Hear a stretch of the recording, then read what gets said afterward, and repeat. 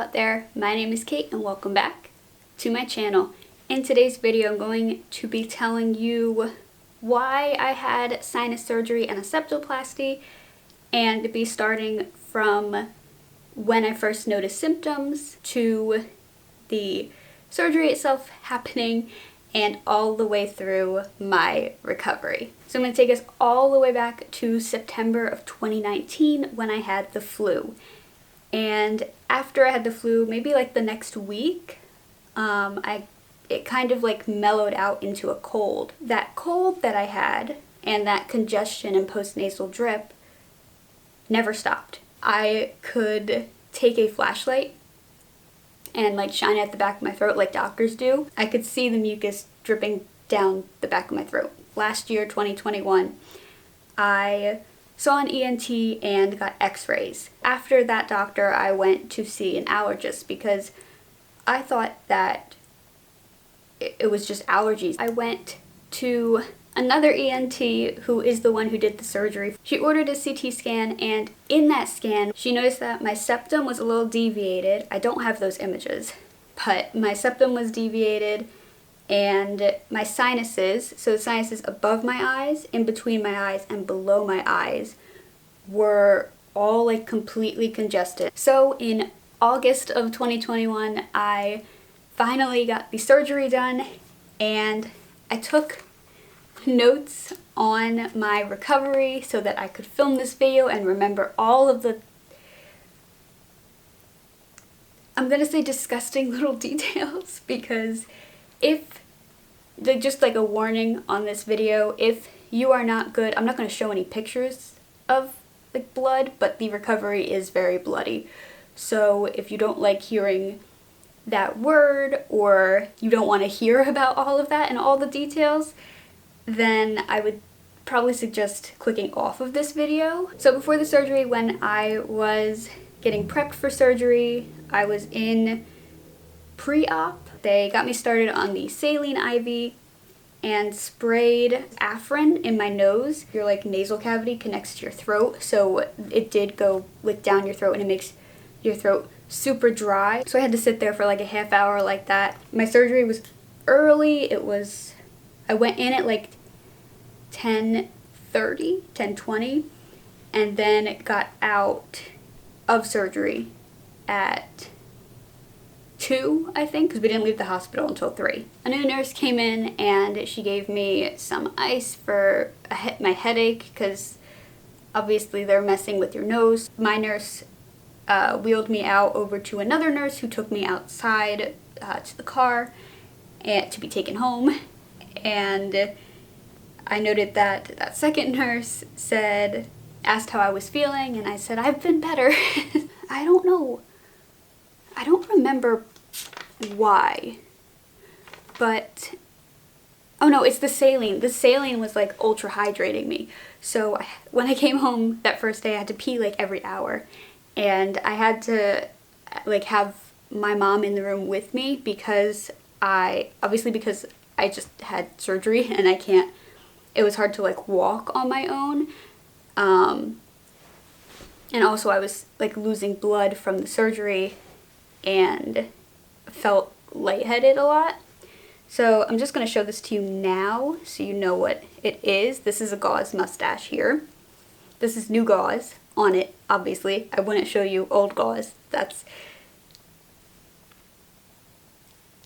not safe for YouTube, but also I would never show anyone that. You put the gauze right here in the middle, and then these little hoops go around your ear. The gauze goes underneath of your nose. I have a picture of it on the first day here. So basically you wear that for the blood that drips. Every few hours we had to change the gauze because the gauze would fill up with blood. A few times when we were changing the gauze, I felt really lightheaded because I was losing so much blood that I had to like sit on the bathroom floor. There was one time when that happened, I was lightheaded. My hearing went out. I kept my eyes closed, and that lasted like a few minutes. Once I came back to reality, my mom, who was helping me change the gauze, felt lightheaded and had to sit down because there's a lot of blood. Like we got like a plastic bag to fill up the gauze with and like the tissues of when I was like cleaning my nose before we put the fresh gauze on. And I started calling that my blood bag because it was just filled with blood. Like I lost a lot of blood. And before that happened, I was bleeding through the gauze. I could see the blood at the top. The blood was coming out the bottom of the gauze, so I had to get a tissue under here. Then I felt something on my cheek, and I thought, like, the blood is just like everywhere, right? So I look in a mirror, and actually I think I looked in the reflection of my phone first, and I noticed it's not blood coming from here, it's blood coming from my eye. So I was crying blood, and I jumble texted my mom, who was picking up my prescriptions, and I say jumble texted because I still can't, this is still the first day when I had anesthesia, so my mind isn't working correctly. So I think my text read like, my eyes are bleeding, I'm crying blood. No, it wasn't even like complete sentences. It was like blood from eyes or something like that. And I was like, home now. And I've never really mentioned this on my channel, but I get like premonitions. I mentioned it in one of my Halloween videos. But one of like the visions that I got was me crying blood as I passed mirror. So like while I'm looking in a mirror, I'm crying blood. And I just kept getting that like image. I was on an antibiotic that I took in the morning and at night, and I also had a nose spray that I also took in the morning and night. It was the Afrin to help stop the bleeding. I also got a really strong pain medication. Your nose really hurts. I never took the full dose that they recommended or that was prescribed. I would always take like half of that, which really was all that I needed. It also made me very sleepy.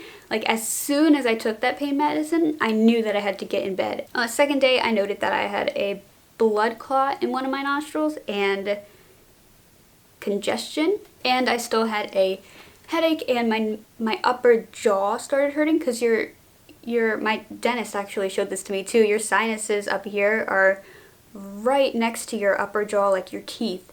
So my teeth were really sensitive and they hurt, and I had to use, I forget what it's called, but it's like if you have like, if you need a root canal or something, you put like this like Oragel, is that what it's called? On day 4, I started a saline rinse. So you use distilled water in a little bottle. I'll see if I can pull up a picture. And you have to rinse it through your nose. Ideally, it goes up one nostril and out the other. And then you switch like up this one, out that side. I was doing the saline rinse 4 times a day. I stopped wearing the gauze mustache because I wasn't bleeding as much. And that was only while I was awake. When I slept, I still wore the gauze mustache because I felt like it protected me from rolling onto my side or rolling onto my nose. On day 5, which was the second day that I was using the saline, I was finally able to go through my nose with the saline rinse. I wrote that on days 4 and 5, I thought the room smelled because I was just sitting in bed all day. But I couldn't smell the candle at all because I couldn't smell through my nose still, and the smell that I was smelling was the dried blood in my nose, which, if you're wondering, smells like fresh mulch. Which, if you've ever smelled fresh mulch, it's not a good smell. So that's basically what I was smelling 24/7. A few days after I was able to start smelling again,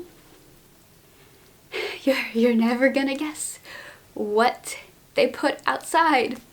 They redid the mulch and put new mulch on the ground. So I walked out of my house after only being able to smell this like new mulch smell that the blood smelled like, and I was finally able to smell again, and I walk outside and I walk right back into that smell.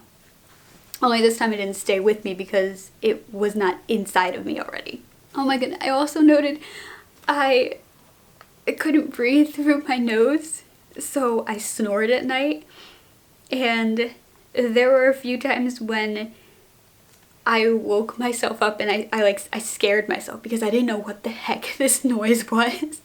And then I finally realized it was me, and I choked on blood in my throat because the blood was coming out of my nose into the gauze mustache, but it was also going down the back of my throat. And each day after surgery, I could open my mouth a little bit more. It hurt to like stretch, like talk. I had stitches on this side of my nose, the left side. This is where they went in to fix my deviated septum. And I feel like I should mention this now. After the surgery, all they put in was stents, which I'll try to find a picture of. They're kind of hard to find pictures of, but you would also use it like in arteries to keep the artery open. And they used it to keep my sinuses open. So there were two here, so like one here, one here, one here, and one here. It is a total internal surgery, so there are no scars on the outside or anything. So because I had to go to the doctor for my a week after the surgery, I stopped taking my pain medicine for 2 days, and I couldn't sleep. My throat was really dry, and it hurt, and it was dry because all the blood was dripping down, and I was spitting up blood about every hour. Again, if I took the flashlight and shined it at my throat, I could see the blood dripping down my throat. I was also only breathing through my mouth still. The combination of the blood drying out your throat and only being able to breathe through your mouth just made everything very dry. And the only thing that I really found that helped with my throat being so dry is brushing my teeth helped a little bit because it got a little bit of water in there. But what helped me the most was ice pops. I don't know if I could say the name of them in the video, but it's like the red, white, and blue ones. I also noted that my neck hurt, I had a headache, my stomach hurt, I had nausea, so I started taking the medication again and got a ride to the doctor's appointment. That night I got very lightheaded and started shaking, and I couldn't control it, and my muscles, I noted that my muscles started giving out, meaning like I was standing and then, you know when someone kicks the back of your knees? Kind of like that. Like I had to sit down because my muscles weren't holding me up anymore. On day 8, which is a week post-op, I had my appointment, and my doctor said that I was healing really well for just being 1 week out, and she used this tube that was a vacuum to clean out my sinuses. It's a weird feeling, and then having the blood and like bloody mucus sucked out of your nose, and you could feel it because there were some like scabs forming, so she had to like suck off the scab so that it could heal further. Like the scab would get smaller each time it formed back until it was healed. So when you feel a scab like ripped out from the inside of your nose, it's such a weird feeling. But I had to do that at every post-op appointment. And by vacuuming out everything in there, it also prevented infection. I also wore the gauze mustache on the way home because she said I could bleed after, which I did. 5:40 p.m. a large drop of blood fell from my nose. The bleeding would not stop. Take the tissue, hold it there, wait till it filled up with blood, drop it down, get a new tissue. I had blood all over my hands. And now we get on to the point when these stents started falling out. But I was like, what the heck is this? In my opinion, I think it's totally worth it.